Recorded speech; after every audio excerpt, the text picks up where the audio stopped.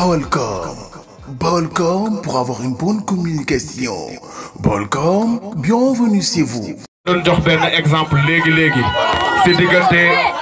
colonel ak Bass Pro noonu la demee si diggante man ak Skype man pour vous dire vrai animateur sportif laa woon mais bu ma duggee si game bi tey respect à ñii nii kii mooy DJ Skype bi ngeen dégg bépp rappeur bu nekk si underground bu fi génn moo la invité si rajo may la doole yokk la ko nga jóg ci kaw tàccu leen ma DJ Skype bu baax a baax merci beaucoup mon frère ma brother. wax la ma quoi sama gaay xam nga laa bëgg a dégg cuxul na kay laa bëgg a dégg cuxul na am cuxul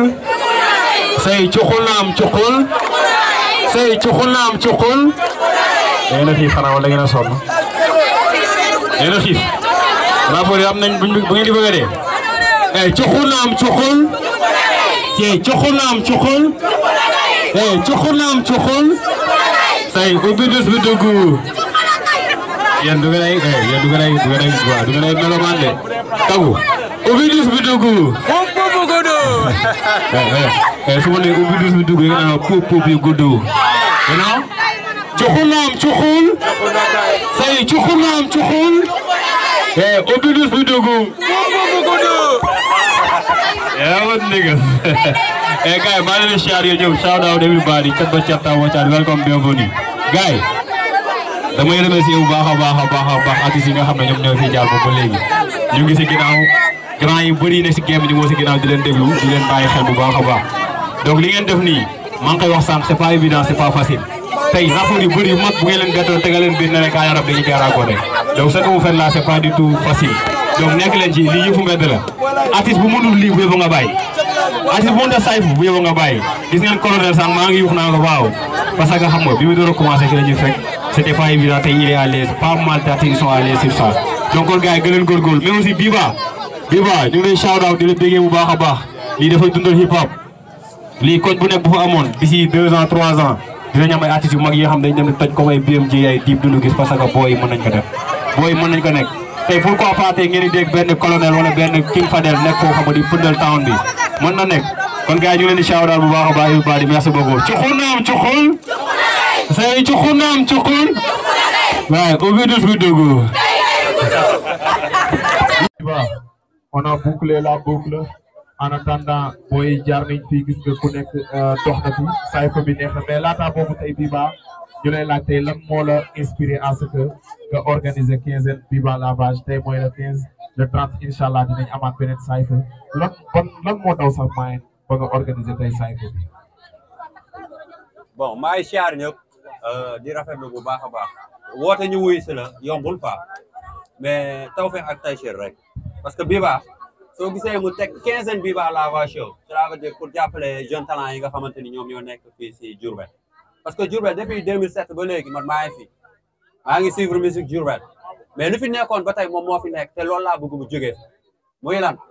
maanaam jeunes talents yi nga xamante ni ñu ngi ci flanc yi ñu accompagner leen ñu jàppale leen te mooy yoon parce que Diourbel express rek nga fiy dégg ak free concept pour lan express nga fiy dégg El Maestro pour lan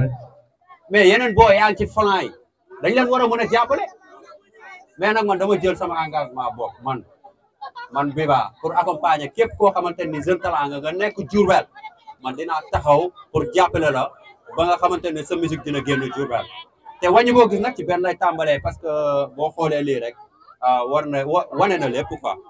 parce que sama première édition mu nekk nii 15e Biba Lavage show voilà woote ñëpp wuy si la amuma leen loolu daal xam nga di leen remercier yéen ñëpp ñi nga xamante ni yéen a fi ñëw voilà di remercier sama staff bi di jaar sama grand Ahmed Thiola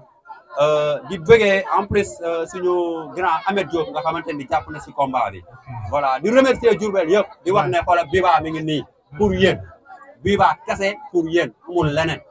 te li fi nekkoon démb dafay jóge tey boo yi nga xamante ni jaar nañ fi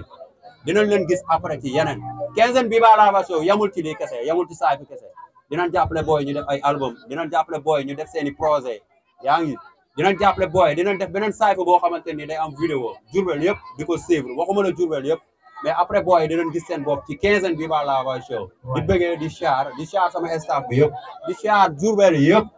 projet Diourbel la nekkul projet ay feneen ak feneen